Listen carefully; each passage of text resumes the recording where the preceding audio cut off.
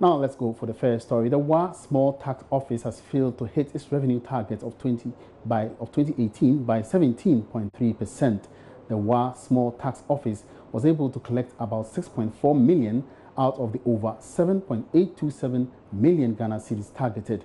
Acting Upper West Sector Commander of the Customs Division of the GRA, Dr. Emmanuel Kwesi, noted that they will be able to exceed the 2019 target due to stringent measures put in place.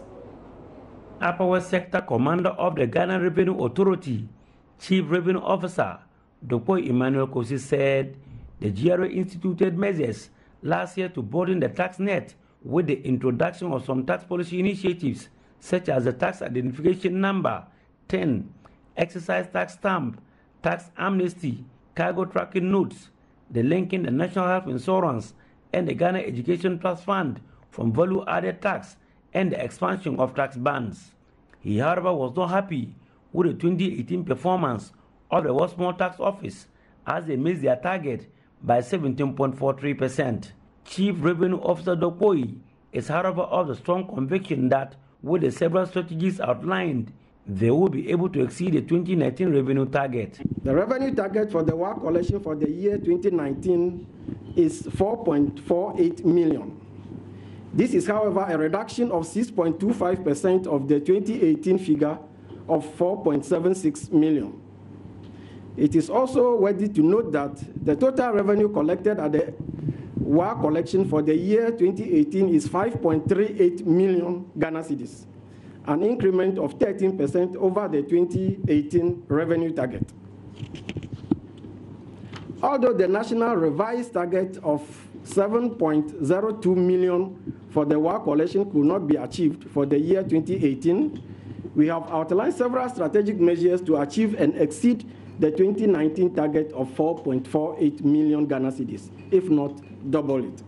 Head of the World Small Tax Office, Haruna Sakibu, underscored the importance of stakeholders, especially the media, in their work as it helps to shape the perception of society towards taxation. It is the hope of GRA that by helping to shape public opinion towards their civic obligations, the citizenry will see payment of taxes as a sacred national duty that will boost revenue mobilization through voluntary compliance. Meanwhile, Harry Atampubiri Ayenimi, Upper West Sector Commander of the Customs Division of the GRA, has pulled out of the service after 34 years of dedicated service to the nation. It was an emotional send-off for the man who joined the service as a junior officer and rose to the rank of the Chief Revenue Officer. Reporting for JoyNews, Rafiq Salam. Wow.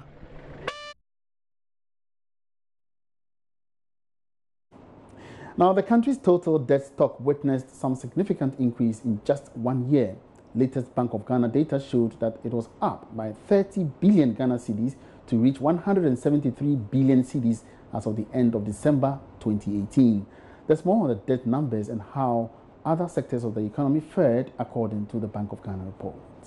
According to the Bank of Ghana's economic and financial data, the country's total debt stock in December 2017 stood at 143 billion cedis. However, as of December 2018, it was 173 billion cedis, representing a 30 billion cedi jump in the debt numbers and a 21% increase. Now, a careful look at the numbers showed that the growth could be as a result of more funds being taken from the local market by government. This is because in terms of external borrowings in dollars, it went up by just $700 million.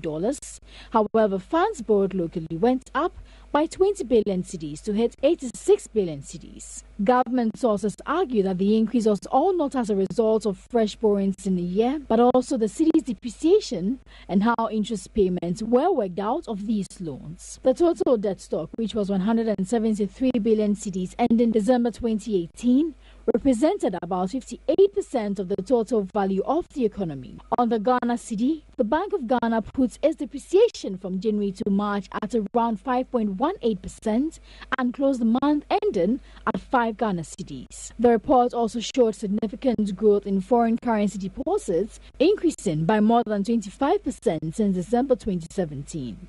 The data puts the amount up. Let's move on to one of our top stories today. And the Monetary Policy Committee, MPC, of the Bank of Ghana has kept its policy rate unchanged. The bank left its key lending rate to commercial banks at 16%. Speaking at a press conference a while ago, Governor of the Bank of Ghana, Dr. Ernest Addison, said the decision was taken because of threats to growth outlook and inflation have been slightly contained despite the challenges. Now, so let's go over to our man. Okay, right, so I hear we're not through to our man, George Rafi, who is currently at the Bank of Ghana yet. For some details, we'll bring him shortly when we link up with him. Let's move on now on the marketplace, and it appears the ongoing intermittent power outage experience in parts of the country is not yet over. This is due to a total shutdown of the Ghana gas facility in the western region to allow for interconnection works between the facility and the western gas pipeline. The Ministry of Energy says the situation is regrettable but hope to be over in the next 12 days. He appealed to businesses to rely on alternative sources while the situation is contained.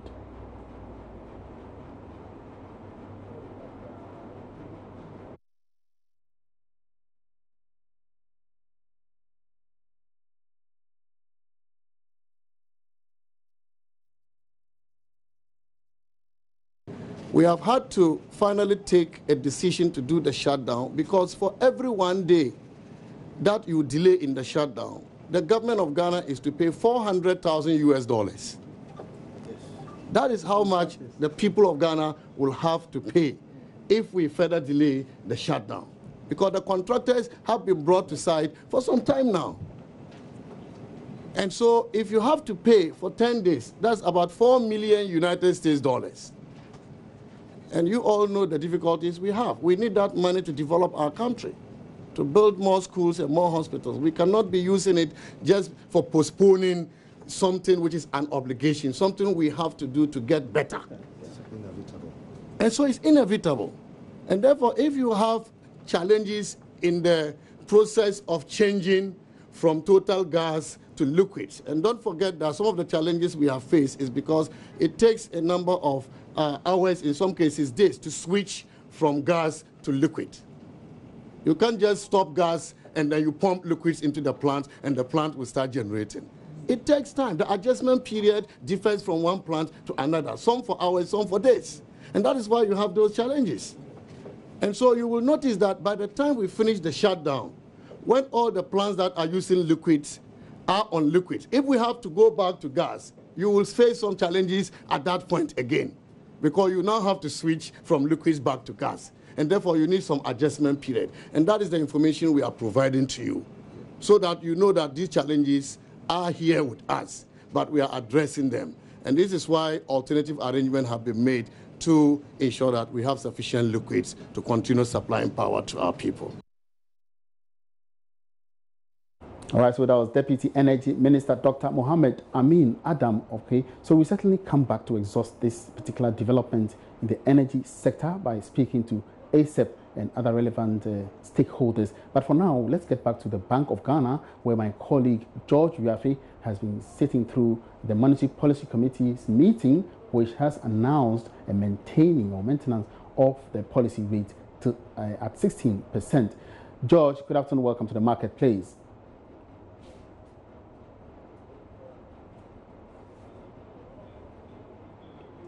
Hello, George.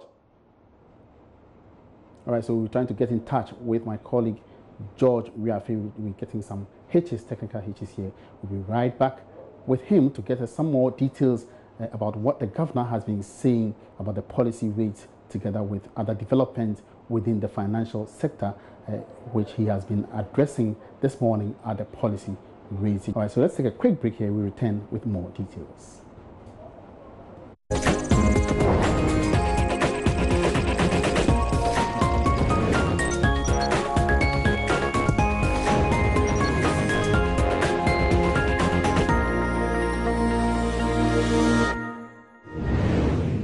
Welcome back to the marketplace. We'll be at the Bank of Ghana pretty shortly to talk to our man, George Rafi, for the update on the Policy Rate Committee's meeting today. But before then, let's get back to the energy sector. Executive Director for the Africa Center for Energy Policy, ASEP Bemboachi, says the current development in the energy sector can be described as a crisis situation. The minority has insisted government comes out with a power rationing timetable and to come clear to tell the public what is the actual problem. However, the independent energy think tank ASEP says there's a shortfall in power supply, which is due to the fact that power producers do not have the capacity to acquire fuel for production. I think there is a power crisis. We have a shortfall about 200 to 300 megawatts off peak and the peak period. So it's a challenge. It could be resolved in the next coming days, but I think it has to be communicated that there is a shortfall and that consumers will have to bear with the system. As we speak, the major generators who could actually come in to absorb the shortfall, they are not producing to capacity. Car Power, for example, is doing only 161 today, when they can actually do 450 megawatts. But they don't have enough fuel. AXA is also having the same challenge. They don't have enough fuel to be able to produce.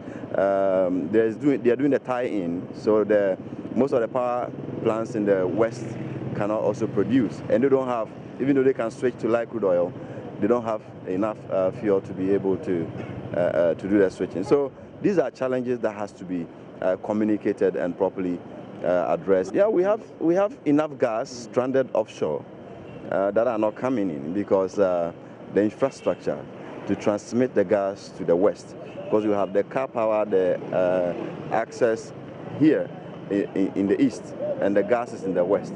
So they were supposed to do a reverse flow to allow the gas to flow to Tema, and that hasn't been completed yet. That's what they are trying to do now, to allow about 60 million standard cubic feet of gas to come. If that gas could come, Asogli alone could take up the shortfall that we have currently.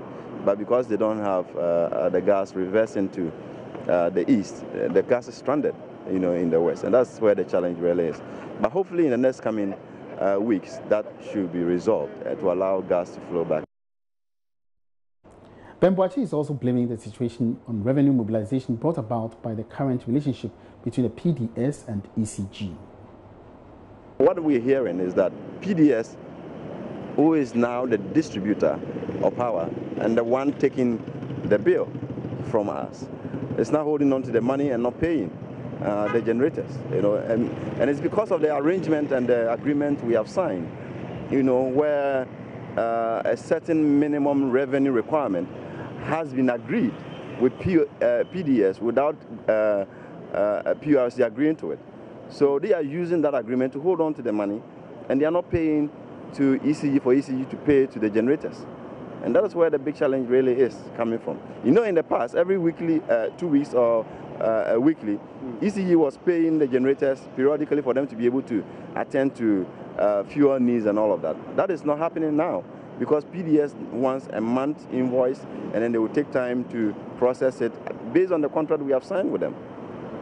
So that dynamic was not factored into the takeover from ECG, and that is what has injected this kind of problem into the system. And I hope that they'll be able to resolve those issues and allow PURC to come in to be more efficient and robust, to be able to monitor the independent player who has come in, so that the consumer would see the benefit of the transition. If you are exporting 100 megawatts or so to Burkina Faso, and you have excess capacity close to 800 megawatts, that is not enough to solve the problems that we have currently.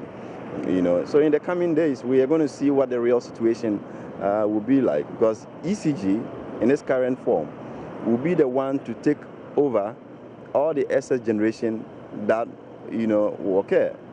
So the excess capacity, ECG will have to pay for them, and if ECG is not able to pay, then it becomes a burden of government. All right, so that's exactly what the Africa Center for Energy Policy is saying about the current situation within the energy sector. Let's turn our attention again to the financial world, and we're going straight to the Bank of Ghana, where my colleague George Wiafe is standing by to bring us updates of the Monetary Policy Committee's meeting today, which announced a maintenance of the policy rate at 16%. George, good afternoon. Welcome to the marketplace. Thank you, Yafi. We are coming to you live from the Bank of Ghana here at High Street, where they met a while ago to actually give us a briefing on what decisions that they took after they held their round of meetings to review the health of the economy. And one of the critical things was keeping the policy rate, that is the key lending rate, or the rate at which they lend to commercial banks in the country. They kept the rates at 16%. Now, what did the governor say?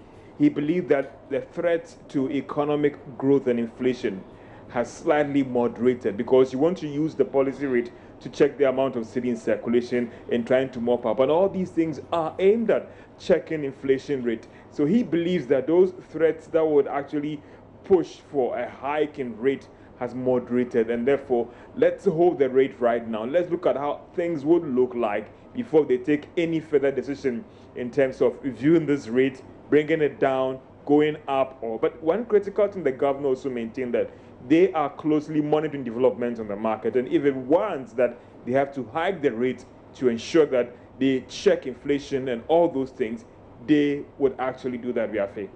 Now, I don't know, but I believe you've spoken with an economist or some economists who came there to witness the ceremony. What have they been saying about this new decision?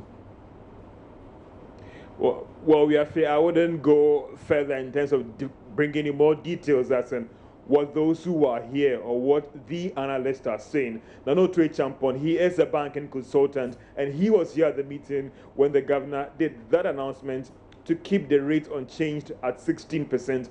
Nana, some would say it was expected, but for you, what do you make of it? Yes, I think I'll join the chorus, because after all, Ghana is not an island, and therefore, if you take the international outlook, that is the norm that is going now. Only about a month ago, U.S. announced that they don't intend moving the rate anyhow for for a while. So I think because of that, we were expecting that ours will be maintained as well.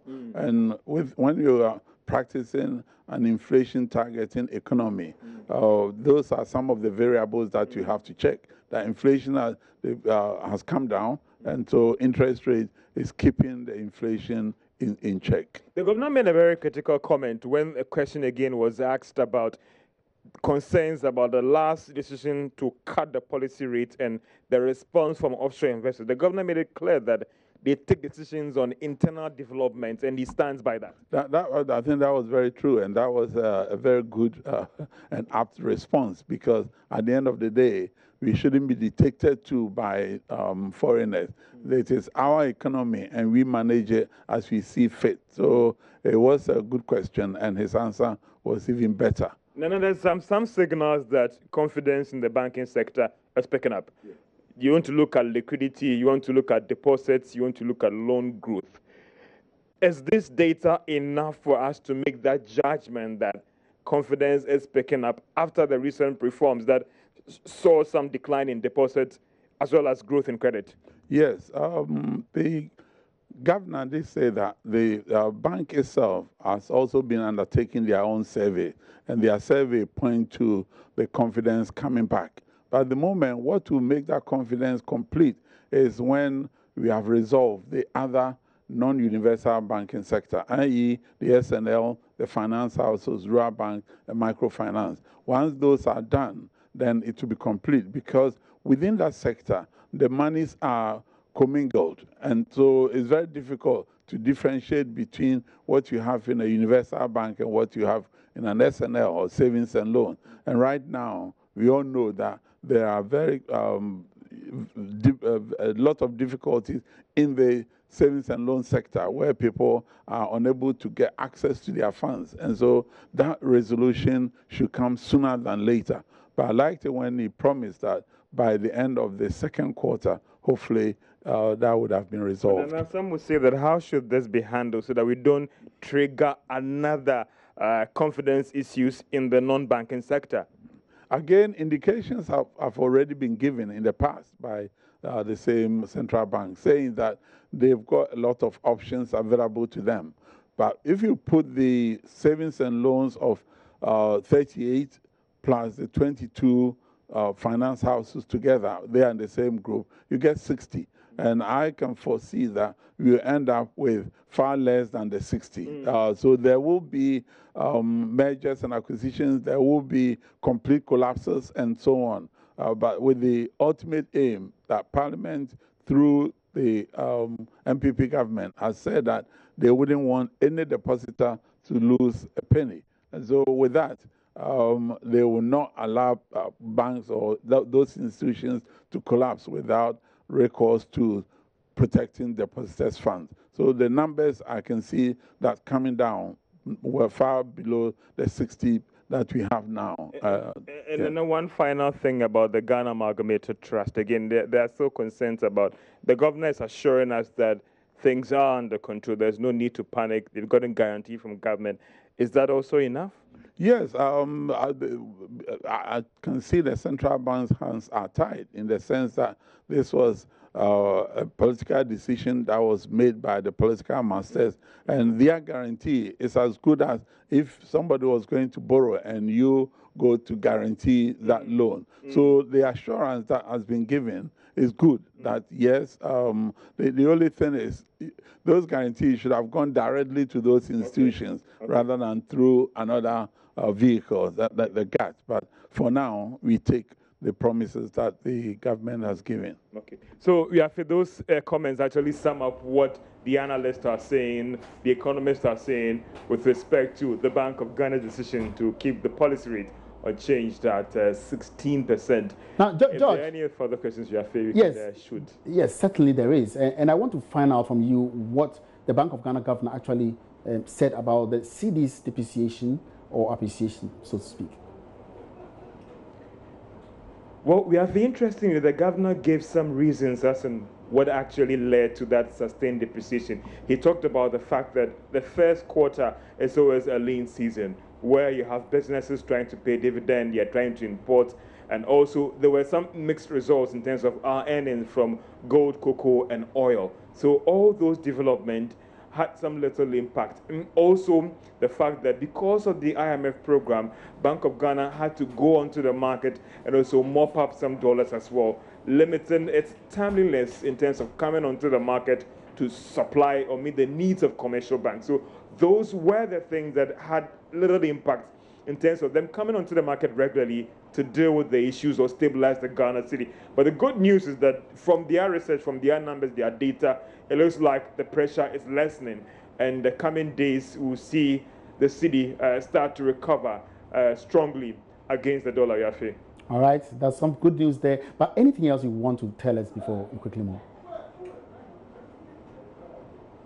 Again, the governor was talking about the fact that he believes that things are picking up, but the argument was that the Monetary Policy Committee stands ready to respond quickly if trends are not moving well. So therefore, the fact that they have kept the rate, if in the next 2 months, 3 months, things are not looking that good, they would step in. In terms of the revenue numbers, he also highlighted again that it is still a major problem that government must work hard to accept it. But also on the IMF program, the governor maintained that indeed they are excited that the program has ended. They actually met all the requirements to ensure that the program brought about the needed structural changes that they are looking forward to. So some exciting times for the economy, for the monetary space going forward, now that this program has been completed. All right, and many thanks for that update. My colleague George Rafi reaching us live from the Bank of Ghana. And on that note, to wrap up this afternoon's edition of the Marketplace, many thanks for watching. My name is Emmanuel Apoachi. Have a good afternoon.